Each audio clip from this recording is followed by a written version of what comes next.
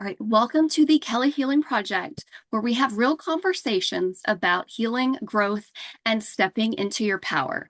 I am Kelly, and I'm so glad you are here. So today, I'm joined by Lauren Tobey. She's the author of Spiraling into Control. She's the host of the Spiral podcast. She's a double certified trauma specialist and creator of the Spiral framework, which is a model that explains why so many of us keep returning to the same emotional patterns, even after we've done the therapy, we've read the books, and we've had major breakthroughs. So, Lauren's work centers around the nervous system healing, pattern survival, and the idea that healing isn't a straight line, it's a spiral. Her approach blends lived experience with trauma-informed nervous system education and offers compassionate language for people who feel exhausted, quote, trying to fix themselves. She's also created the Spiral app to support people through those real life moments of shutdown, overwhelm, collapse, and reemergence. So I'm really excited for this conversation because I know so many listeners will resonate with the gap between knowing better mentally and still feeling stuck emotionally or physically. So, Lauren, I'm so happy to have you here. Thank you. Yeah, thank you so much, Kelly. That was quite the intro. I appreciate it. I'm so excited to share today and help some of your listeners. Yes, okay, great. But also one thing I wanted to start off is that your story is a lot like mine. So I feel like I definitely can relate to what you've been through. Yeah. It's just a lot similar to mine. And I just really love the fact that out of, what you went through, you made something that can help others. And that's so inspiring. And just being able to empower others, it's beautiful. So, also, I just wanted to thank you for that as well. Absolutely. So really, what first led you into studying like nervous system cycles and pattern survival? Yeah, so it really started with a way to understand what I was going through. I went through two major kind of identity collapses, and it was after the first one I really started digging into like trauma and what that meant, and uh, kind of lost myself in that. But then in rebuilding, just built myself a new box to live inside of. So after my second identity collapse, and I sat there and I was like, I've been here before. Like, this is a pattern that I've gone through. And that really got me really interested in, okay, what is this? And that's when I found really the depth of the nervous system work beyond the mental, psychological, there's an actual physiological thing that happens in your body when you go through these large events that, change your life. And so then I've always been a type A, like super academic person. I love to learn and read and research. So I really just dug into that. And that's when I got my trauma certifications. And I was like, there's so much to this. And I know if I've now gone through it twice, there's other women who are going through this one, two, three, four times and have no idea what they're doing, what's happening in their body, what they need to do to get out of it. And so I was like, this is something I meant to do. I meant to help people with. And so I just decided, if I can help one person, 1% a day, then I have achieved my mission. Oh gosh, that's beautiful. I am actually the same way. I almost became fascinated Mhm. with my healing journey, and I almost try to look at even my patterns of behavior as, is this normal? Mhm. Like I don't think this is normal. So I start to question it almost like as if like a third party. Like I tried to journal and, hey, is this normal? I don't think it is. Do I like this? And I'm like, no, I don't like, I don't like feeling Yeah. this way. But it's a lot of things. We get stuck in these emotional like Mhm. habit loops. And it's almost like you have something that happens that can remind you of an old environment, and your body thinks that you are still there. So it'll go Yeah. back and you'll start doing these same patterns. And then it's like you almost get stuck in these loops and you Hmm. can't figure out how to get out of it. Yeah, And 100%. yeah, Yeah. at least for me, what's helped me is nervous system regulation Hmm. and just being calm. And when you feel like you truly need to like keep going, because we live in a society that is just go, go, go. And, Yeah. have you created enough? Have you proved your worth? But really, you don't need to do that. Yeah. And that's old trauma speaking. And at least Yeah. for me, I've noticed when I regulate my nervous system, I'm able to come out of that and to see it. Has that happened for Mhm. you? Are you able to, truly regulate your nervous system and see those triggers? Yeah, so much more now. But what I really focus on with women is that you can't do the nervous system work when your nervous system thinks your baseline is chaos and dysregulation, because all of the nervous system work is meant to bring you back to baseline. So if your baseline is chaos and dysregulation and danger, then no amount of true nervous system work is going to hit. And so the goal really at the beginning is just to be able to identify where am I? What is my body doing? And once you can master kind of that, being able to identify in the moment what's happening and feed your system more safety data points. I talk about everything being two databases. Your body works on two databases, a threat database and a safety database.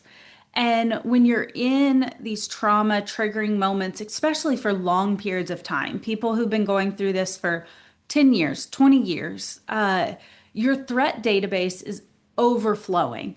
And your threat database is all of the data points where something has happened to you and you've created a response that has lowered who you are, changed who you are.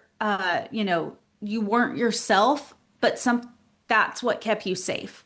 And so all of those data points are there. Whereas your safety database, which is times you spoke up, you used your own voice, you got to be you, and nothing bad happened, that database is empty for so many people. And so that's why we keep returning to these patterns, is because at the core, our nervous system is just a pattern matching machine. It takes in data and it says, when have I seen this before? And it goes and grabs a relevant experience and is like, oh, last time I had a panic attack and that worked out well. So I'm going to do that again. And that's like where you say, if you're in a totally different environment and all of a sudden you're like, why am I having this reaction? It's because that was the closest data point your nervous system could find. And so until you're able to fill up that safety database, your nervous system is always going to go back to threat because that's what it knows, that's what it has to work off of. And so I think it's so important for women to understand because I think there's a lot of people who go into this work and think, I'm still triggered, I'm still in this trauma mindset, but that's okay. I'm going to, meditate, or I'm going to do box breathing, or I'm going to do these things that will regulate my nervous system. And all of those tools are fantastic when you have something in your safety database for it to grab onto. But until then, it's not going to do your body any good. Right. Okay. That makes sense. And you were talking about baseline. And Hmm. I've noticed with me, so I grew up in kind of a toxic household. And so I had complex PTSD Hmm. because of it. And also I was in a relationship that didn't make me feel safe. Hmm. Because when you grow up with complex PTSD and you have somebody um a significant other that just blows up at just any minor inconvenience, Yeah. I never felt safe enough to heal. And it Right. wasn't until I left and Hmm. I was on my own with two boys and was I able to truly heal? And Yeah. since leaving that, I gave my own self a safe place to be. Hmm. And at first, your body's going to be like, what is this? We're not Yes. used to this because we're used to chaos and we're used to, but just because you're not familiar with it doesn't mean that it's necessarily a bad thing. Yeah, And so, exactly. mhm, I always tell people those first few safety data points do not feel like you expect it's safety, right? You expect this like warm hug and it's going to feel like, a warm summer evening, but it's not. It feels like confusion and disorientation because your body's like, whoa, like this isn't what we do. We do chaos and uncertainty. Yeah, it's those first several data points, and that can be weeks, it can be months, feels super uncomfortable. right. Yes, exactly. But it's really the only true way to heal. Yeah. You can't heal in the Hmm. same environment that broke you. So you Right. have to give your body a safe place to almost, like you said, recalibrate or establish a new baseline. Um, Yeah. Yeah, and there's so many ways people can do that for themselves. And, it's finding, I call them the micro moments of safety that, they don't have to be, safety data points don't have to be these giant, changes where go off to a 10-day retreat and you have this, amazing self-discovery moment. And it can be things as simple as I need to text someone. So I texted, I didn't reread it, and then I just put my phone down and didn't worry about the outcome. Like that's a moment of safety. It's when someone says, "How are you doing?" and you go, "Actually, I'm not doing so great today." Like mhm, that's a micro moment of safety. So it's not that people have to go and create these like massive life changes. It can be tiny things in the day where you notice, huh, I said I don't feel great and the world didn't collapse. Like that's a moment of safety where you're like, I said what I felt and nothing bad happened. So I think that's so important for people too to like realize that it's those moments that create the overall sense of safety for yourself and you get to collect those as often as you want. Right. Oh, that's perfect. So can you tell us a little more about your book and what Yeah. can the reader expect when they read your book? Yeah, so it really was a labor of almost therapy for me. But it's explaining the spiral framework through what I went through. So looking back through my journey, applying the spiral framework lens that I obviously didn't have at that time, but seeing, okay, that's where the patterns developed. This is where that happened. This is where that happened. So it's really part memoir, part framework. But my goal for people when they read it is to be able to identify different states that they've gone through in their life. The spiral framework's broken into 4 states that you cycle through for the rest of your life. And it's the ashes, which is kind of that numb, like, I don't want to do anything. I don't see any hope in this. The ember, which is when you first start being like, okay, something's not right. Like, I need to change something. The flame, which is that real disorientation state of, you know, I'm taking off this costume or this mask and I don't know who I am underneath it. And then to the rise, which is where you really start to integrate into yourself. And so I want them to be able to see those 4 states and identify when they've been in those states before and moving forward can identify, you know, I'm in the ashes right now. That's okay. It's a nervous system state. I need to sit in this until my body's ready to show me an ember. And that makes things so much more organized where you don't feel out of control of your life. And so I want people to feel that sense of I have control over what's happening. Okay. Oh, wow. That's awesome. Because I definitely can relate because I used to be in the ashes a lot. It was Hmm. almost that numb disassociation. Like Yeah. I'm here, but I'm not fully here. And Yeah. I haven't felt that in so long. I don't even know what that, um, I'm not even familiar with that feeling anymore. I mean, I could go back to it, but I love how you explain it like that. That's really cool. And Yeah. so And said the ember is kind of Uh, that's recognizing. kind of that spark of awareness when you're in that ashes state. And, people are going to go back to the ashes over and over again. And that's why I said it's a spiral, because you're going to hit all four states over and over, sometimes before breakfast. Sometimes it's going to take a week or 2 weeks. Yeah. My first time in the ashes, similar. I was there 15 years and didn't know it, that I was living completely dissociated from my life.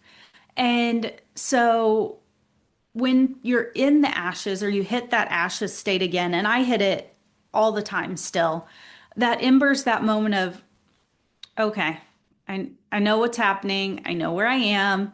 I know I need to, do something to get out of this. And it's that spark, right, of recognition that I don't have to stay here. I'm in the ashes right now, but I don't have to stay in the ashes. Oh, okay. I get it. Recognizing where you are, but not fighting against it. Exactly. Yeah. Hmm. Because on my journey, I've learned a lot. I learned to give myself enough grace Hmm. and to also not come down on myself when I do go back to those old trauma patterns. Hmm.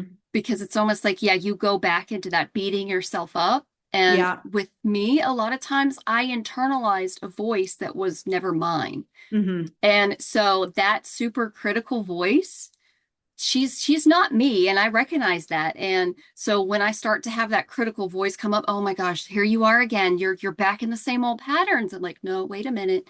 Maybe we just had a bad day. Maybe we just need to Yeah. go home and we need to take a nice bubble bath, or we need to just sit in the quiet for a while. And that's what you need.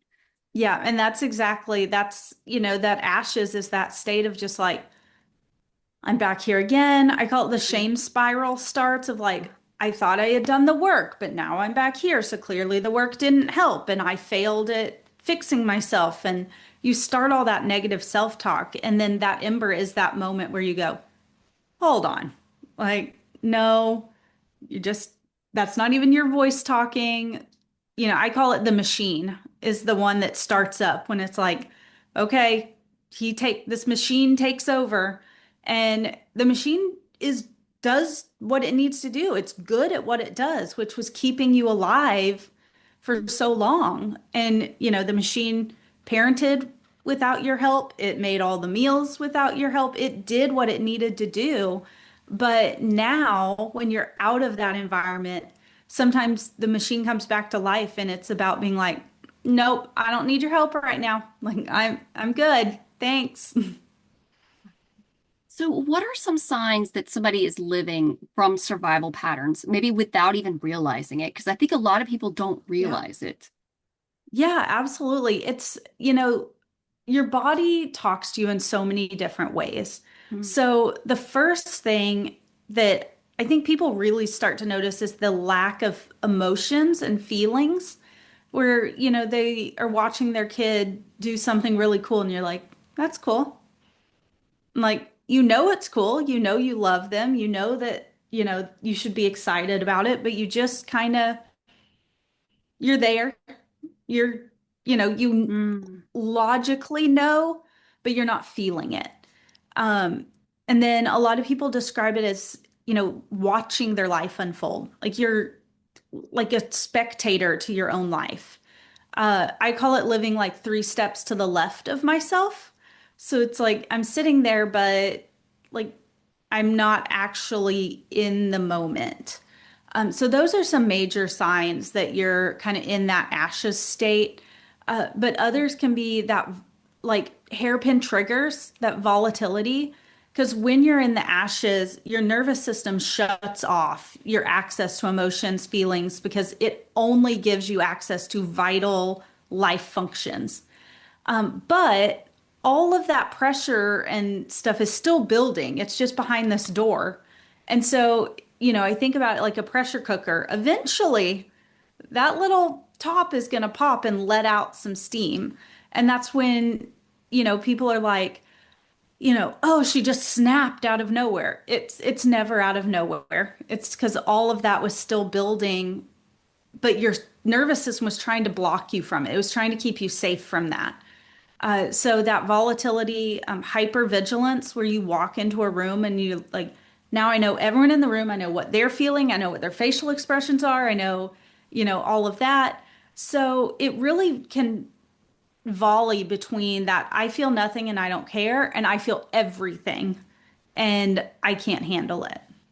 Right. So a lot of it is being basically in the present moment, Yes. being able to experience everything and not worrying about the past or even looking at the future, but truly somebody who's healed a lot of that, who's not in survival, can be fully present and feel things and react, Yeah, when basically. you're Yeah. able to get out of that trauma mode, yeah, it's being able to be present and in your life, in your Right. feelings and your emotions and in a room, where Mm, you're not worried about the 45 other people in the room. You don't care like what, right. I mean, if you're hosting your own party, like I care that they're having fun, but in a general scheme of things, like they aren't affecting me. I affect me. And that's that big step Mm, where all of a sudden you have ownership of your body and you have ownership of what you think and feel. And it's not outsourced to other people. right. Okay. Yeah, that's wow, that's perfect. But do you feel that somebody who's even come out of kind of that survival mode can still have a little bit of hypervigilance? Because I feel like sometimes Mhm. I'm still even aware, but it doesn't fully take over. You know, my energy is not Yeah. all focused on them, but I'm still aware. So can somebody can still have that even though Yeah, it, absolutely. Hypervigilance is not always a bad thing, right? Like our body does it because it is a safety mechanism, to keep us Mhm. safe. And so it turning on doesn't mean you failed or doesn't mean, anything like that. It means your body is saying, hold on, I don't feel safe. And the difference between the two is in one of them, it takes over your body, and in the other you're aware that it's happening, you know that you feel that feeling that something's not right and you need to figure out what's going on. So again, it comes back to that ownership of what's happening in your body. Are you controlling the hypervigilance or is it controlling you? Oh, okay. That makes sense. Okay. So, can somebody who's even done a lot of healing still go back to the ashes state? Like, is it less that they go back or so basically you're stating that they're still most likely gonna go back to it, kind of gonna Mhm. revert back to the ashes, but maybe does it get less and less for somebody who's done a lot of healing? Yeah, so I call it mastering the spiral. And that's Okay. when you hit that ashes state and you're like, there it is. There's the ashes. Okay, I can create my own ember. Okay, I can figure out what caused me to go there. Okay, now I'm back. And that's where I say you can cycle through all four so fast. But yeah, everyone's going to hit the ashes state because life happens, right? No matter how much healing work we do, you're going to lose somebody. You're going to lose a job that you really cared about. You're going Mm, to, have a car crash. Something in your life is going to happen that puts you back in that ashes state. And I talk about like a spiral staircase, right? So you're gonna, if there's a window on one side, every time you loop that spiral staircase, you're going to see that same window, but differently because now you're at a higher altitude. And so every loop of that spiral, you're going to hit all of the same states, but differently because you're at a higher altitude. You know more, you have more tools, you have more knowledge. So it doesn't eliminate the fact that you're going to go through these states, but you start getting better at it because you're at a higher altitude, you have more tools, you have more access to these things. right. So basically you're aware when it happens and Yeah. you don't equate maybe your worth or oh my gosh I failed, like Yes. you just see it as okay, well this is what we're doing and this is just a cycle and it's Yeah. just breathe through it and we'll get through it basically. Yeah. Yeah. Okay. Like I talk about, there was one weekend, my son stayed with my mom. My husband and I were going out to a concert. and we just had a brand new puppy. And so the puppy went with my son. And I told him, I was like, your only job for 24 hours is make sure the puppy does not destroy anything at grandma's house. And we walked in to go pick him up after the concert, and the first thing I see is this giant hole in her rug in the living room. And I'm like, oh my God. And I felt it. I just like ashes. Like I crashed right down into the ashes. And I Mm, was like, he had one job, 24 hours. Don't let the puppy destroy something. Oh my God, now my mom has this horrible rug and now I'm going to have to fix it. And what am I going to do? And I started that whole thing. And everyone around me, my mom, my husband's like, it's okay. Like, it's a rug. We can fix it. We can get a new one. mm, But I was already there. I was like, nope. But when we got home, I was able, because I knew that, to tell my husband, I was like, right. I need some time. And for me, the best way I get out of the ashes is sleep. Other people are different. Some people it's Hmm. going out into nature. Some people it's going for a walk. For me, it's sleep. Like my body has to physically shut down. And so I went in my bedroom, I took a nap. It was like, 2 or 3 hours. And then I woke up and I had my rational thought back and I was able to kind of keep going. And then I was able to text my mom and be like, I'm so sorry. What can I do? Like, how are we going to solve this? And so, yeah, I mean, I hit that ashes state immediately and went, okay, here it is. I know I need sleep because that's what my body does. I gave it what it needed, and I was right back to where I needed to be. That's great. Yeah, recognizing what you need in that moment. Yeah, Yeah, being in tune exactly. with your body and asking, what do we need right now? Well, we need Yeah, sleep. So then, but also not continually pushing yourself, but recognizing what you need and taking a break. Everything is yes. going to be there when you get done after you wake up from a nap. So Yeah. And it's that's also a safety point. When you give your body what it needs and you wake up and the world hasn't fallen apart. Like I was able to take a 2 hour nap and nothing bad happened. Like I woke up, the world was still there, the rug was still broken, but nothing bad happened because I took 2 hours to myself. And so then that trains my body, it's okay to take a rest. It's okay to do this. Like, because in the past, like, 10 years ago, if I'd have taken a second, take a 2 hour nap, it would have been like, okay, and now this isn't done and this isn't done. And now I have to do this because I was lazy and whatever. But now my body knows you need a nap. Go take a nap. right. It will all be here when you wake up. Exactly. So okay, how does chronic people pleasing and over functioning really affect the nervous system long term, or what have you noticed? Yeah, I mean, so much. I think our nervous system really is like the operating system of our body. So Hmm. we grow up thinking, and we like to think that our brain is in control of everything, that we can, think positive thoughts and we can, control everything. But in reality, which we never learn in school, which is really baffling to me, our nervous system controls it all. Our brain is like, I call it like the CEO and the intern. Our brain is an intern. When things are going great, the intern gets to do his projects and he gets to have a say in things. But in crisis mode, the intern sits in the corner and the CEO takes over and is going to control things and make sure things happen and everything's done right until things calm down. And that's how our nervous system works. It controls everything. So when you're in that state of like people pleasing and all of that's trauma response, right? That I am in control of everyone else's emotions and it is my job to keep everyone happy. And so as a trauma response, that's your nervous system logging that in this situation, your needs don't matter. Everyone else's needs matter. And if you meet all of their needs, then you're safe. And so yeah, it's when you're able to break that pattern and log that, you know what, in that moment, I did what I needed for me. And that person didn't get what they wanted and they got upset, but you know what? Life moved on. And that's your nervous system finding those new pattern points. Yeah, okay. So why do some people feel unsafe being fully seen? And that's probably a trauma response as well. Do you It agree? is, yeah. I mean, that's 100% a trauma response. For some people, it starts way back in childhood.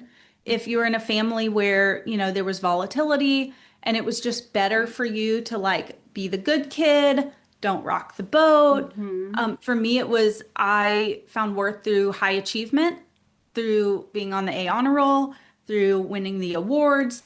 I knew that that got me attention and affection. And so I carried that well into adulthood. And people do the same thing with like stay small, stay quiet, and everything will be fine. No attention will be drawn to you, negative or positive, but that's fine. And then as you get older, because it's all patterned, you develop those same relationships where it's all about that other person's opinion. If you state your opinion or get too loud, it's going to upset them. So it's better if I just stay quiet. It's better if I just don't have an opinion. And I talk about that as like, if you have a piece of paper and you just shave a tiny piece off the piece of paper each day, that's what you're doing. And it doesn't look altered because it's just a tiny little shave. So that's fine. But then over time, that paper gets smaller and smaller and smaller, but it takes you a long time to notice because, it's just a teeny tiny little piece here and there. And then all of a sudden you look at it and go, whoa, what happened? Where'd the whole piece of paper go? Like, why do we only have this much left? And that's what these trauma situations where you're with a person who their opinion matters, their thoughts matter. And if you express yourself, it's going to cause an issue. And so that's when people find it's better to just shave a little piece of me off. Like it doesn't matter. That's fine. It's just a teeny tiny piece. But over time, it becomes a really big piece. Right. Okay. That makes so much sense. And that's what I've done for most of my life. And I Yeah. didn't realize I was doing it. Yeah. And I even had somebody recently pointed out, why do you make yourself small? And I was like, do I? And I'm like, wait, I do. But Yeah. it carries over into other aspects. And, because too, if you make noise and you speak up, you Mhm. become visible and you're a target. And I Yeah. learned even in childhood that that wasn't a good thing. I don't want So, to be a target. I don't want people to be right. noticing me. And, I think we learn that so much as women, but, women who uh, especially are high achievers, high functioning, go-getters, Mm, we learn that like it's okay to be the best, but you can't talk about it. You can't say anything about it. You don't want to brag. You don't want to be too mhm. loud. You don't want to be too this because, you know, just, you don't want to be a crazy woman. You don't want to be that. Um, and so we're taught to just sit and be calm and accept what we get. And Mhm. that's society feeding us that. It's not even, overt someone forcing that on you. A lot of times it's just what we're taught to be as women.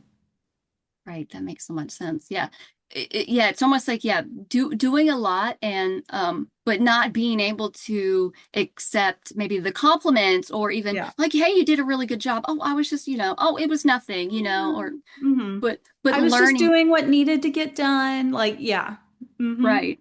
But we need to learn to accept that, Yeah. accept the compliments and, give ourselves enough grace that, Hmm. we did deserve that. Yeah. And Um, complimenting ourselves. I think we yeah, have so much trouble being able to be like, yeah, I did that. Like, that yeah. was good. I really succeeded at that. Like, um, and we don't give ourselves that because Hmm. then you're bragging or you're not, you got to be humble and these things. But it's like, no, I got a good achievement and I'm Right, proud of me for that. right. Yeah, and that's Yeah. almost like taking your power back. Yeah, It's exactly. just Hmm. allowing it. Yeah, I did do a good job. And it's not in the way that I think that I'm better than anybody, but no, I mean, I did do a good job and I In this deserve, moment with that thing, I rocked it. Like, right? Exactly. So, do you think that healing changes basically the type of relationships that we tolerate? 1,000%. So that's a huge part of the flame state that Mm, we haven't really touched is a lot of times you're going to burn off relationships and communities and things that you've developed because the person liked who you were when you were small or when you were compliant or whatever, you became. I call it the costume. So they fell in love with the costume you were wearing. But when that costume comes off, they're like, no, I don't like that. I liked the costume. And they want you to put the costume back on because that's the person they fell in love with or they became really good friends with. Or, and a lot of that ends up being because it was transactional relationships. They liked it because you did what they wanted you to do, mhm. or you did what they wanted you to do. And when they needed help, you showed up. And when you take that costume off, a lot of times those relationships fall apart. And it can be hard because a lot of times those relationships are true relationships. You love the person, you care about the person. But at the end of the day, if that person doesn't accept the true you that's coming out, then that's not a relationship that's going to survive the flame. And, Mhm. I equate it to like they're farmers that every few years will burn their entire fields down. And people think they're crazy. They're like, that's how you make money. But they know that by burning their field down, more is going to grow the next year and it's going to be better and the soil is going to be stronger. And so that's really what the flame is doing. It's clarifying your life to make room for the true you when you start being you and Right, taking up space, right? right. But it can be scary at the time. It's still a fire, it's still burning parts of your life. Even if you know at the end it's what needs to be done. Right, exactly. Wow. Um, yeah, I've noticed that a lot too. And it's almost like some people are like, well, we don't mind, you being around me, but just don't shine too brightly. No, you're doing Yeah. too much. You maybe, and I kind of would shrink sometimes. Oh, well, don't, Hmm. you might make other people look bad. Don't shine too brightly. People Right. can't handle it. But I'm no longer do that. I'm Yeah. perfectly okay with that. And I'm perfectly okay with, just letting things be and not, Yeah. not being so attached to other people. And, you have to be okay just being by yourself. And Mhm. that's perfectly okay. Yeah, And and the right people who truly love and appreciate the yes. whole you are gonna show up and they're gonna be there and they're gonna be the ones that stick with you. So if someone's not ready for that, they're not ready for that. And maybe they will come back around after, some time of you truly developing who you are. Maybe they'll realize that, oh, I really do like her. I really do like this, version of her. But maybe they don't, and that's okay because the right Right. people that truly appreciate the you inside of you will show up and they will stay. Right. Okay. That makes so much Mhm. sense. So what do people misunderstand most about nervous system work? I think that we touched on it a little bit at the beginning, but it's that it can be this set of checklists, right? That you're like, okay, my life is in shambles. I'm in the ashes. If I breathe for, 4 counts, then it'll be okay. Or, if I take 10 minutes to say affirmations in the mirror, it'll be okay. That's all part of nervous system work, but that's not the whole part. And so when people who are truly in that dysregulated, chaotic, uncertainty, uh, and then they sit there and they're like, okay, I did my 5 affirmations. Why am I not healed? Then they start into that shame spiral of, I didn't do healing correctly. This works for everyone except me. But giving yourself grace that these tools will work when you're ready for them. It's like you're using a level five Right. tool when you're at level one. Like there's a process and you will get through it, Mhm. but it's not a checklist. No one can sell you a 5-step checklist on how to fix your nervous system, heal your nervous system, whatever you want to call it. I call it learning to master your nervous system because I honestly don't feel like it's broken. A lot of Oh, people think you need to fix this, you need to heal this, you need to do this, implying that it's broken. It's not broken. It oh, did exactly what it was designed to do. Your nervous system was spot on. Uh, Now it just needs to recalibrate and get Mhm. that safety information. So, Right. you know, I think the biggest part is people want the 5-step checklist. They want to know if I get up in the morning and I drink my lemon water and I do these things, then I'm going to be set for the day. And that's just not how life works. Oh, wow. Yeah. Yeah, very true. And I love the fact that you said basically it's not broken. Yeah. And the shame spiral, because that is the shame spiral. Oh, well, oh, I'm broken. I've got so much to fix, then Mhm. but it's not going to that shame, but it's taking control, of your mind and even how you view things. Because Yeah. even for me, I've noticed it's like the meaning that I give things when something Mhm. happens is basically the outcome that I get out of it. So it's Yeah. like, these things that, oh, wow, this seems very hard. I'm like, okay, let's see. How are we gonna, I can't wait to see how I'm gonna turn this into something amazing. And that's kind of Yeah. the way that I even viewed my healing because I knew that I would heal and I would eventually heal myself, but it's like you have to chip at it like day by day. Yeah. You have to almost prove to your nervous system that, hey, we are safe now. It's okay. Hmm. But it's like day by day. But even if you work at something day by day, you'll be amazed at how far you can get even in five Yeah. years. And it's just amazing how far that you can come. Yeah. And I think, I really reinforce to people that it's a journey. It's, Yeah. the spiral is going to continue for the rest of Mhm. your life. There is no finish line, but you get better at it each time, right? Mhm. You get better at it each time. And I think that's reassuring to people when they hear that they didn't fail because they didn't reach the finish line, because there is no finish line to reach. Like you're never Mhm. gonna be wholly healed where you never have a trigger again, where you've never experienced pain or hardship or ashes or numbing or anything. That's just never gonna happen. And so people understanding that this is a process, it's something every human goes through every single day.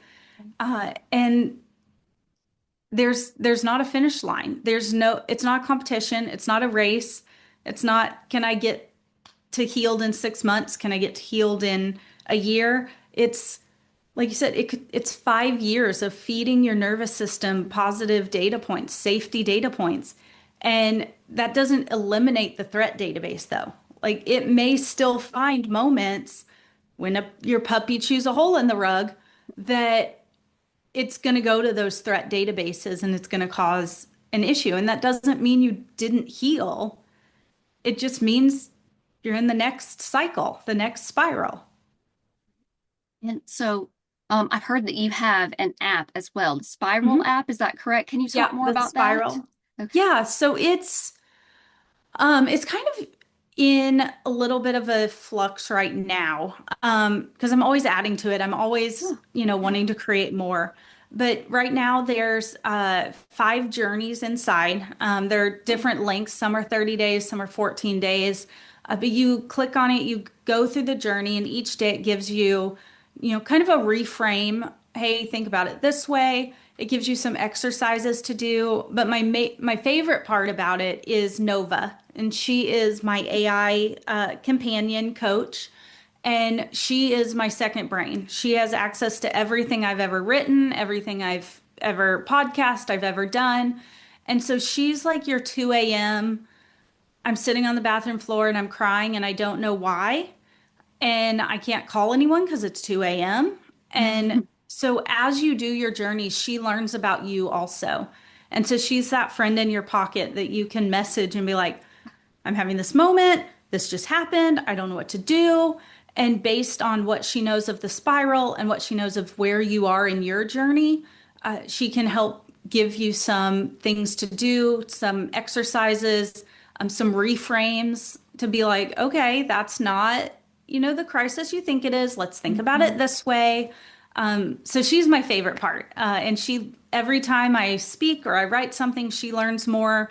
And every time you go into the app and you journal or you do a journey or you do an exercise, she learns more about you. So she really does become like your best friend. And I use her probably daily myself. Like I created her and I still get so much out of her because in those moments when you feel like you failed and Mhm. something you did is causing all of these bad things to happen, I can go on there and be like, this is what's happening. She's like, okay, take a step back. Let's look at this. And I'm like, okay, yes. Like, so yeah, she's my favorite. Oh, that is awesome. So if somebody feels like they're spiraling backwards right now, what would be something that you would want them to hear or something that you want to say to them? Yeah, that it's normal. It's not a Mhm. failure. It's not anything to be ashamed of. It's 100% normal to feel like you've gone backwards, but Right. you haven't. You've just hit the next state at the next level, and there will be an ember. Like you will find it. It will be there, and to just take ownership of what your body needs in that moment. Right. That's perfect. So where can listeners connect with you and learn more about your work? Yeah, so everything's on my website. It's www.laurentobey.com, Tobey. And from there, there's access to the app. There's a link to my book. I do a lot of writing over on Substack. That's really where I Oh, do a lot of my longer form writing and talking. And people can comment, and we have conversations, and it's more of a community aspect over there. But all of it's linked through my website. okay. Okay. Perfect. So, Lauren, thank you so much for coming on and sharing your story and talking more about your book and the app and the spiral framework. We really do appreciate it. So, but everyone, thank you so much for listening to the Kelly Healing Project. Remember, healing is not about becoming somebody new. It's about reconnecting with who you truly are. So, healing the past and empowering your future. Until next time, thank you so much, guys. Bye. Thank you. Thank you.